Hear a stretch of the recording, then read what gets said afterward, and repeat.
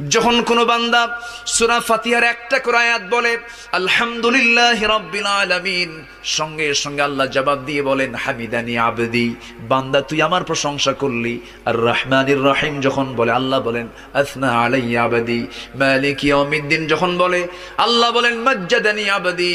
এরপরে যখন বলে ইয়াকা না'বুদু ওয়া ইয়াকা নাস্তাঈন পর্যন্ত যখন বলে আল্লাহ বলেন বান্দারে তুই আমার কাছে কি চাস, প্রাণ খুলে চারে বান্দা।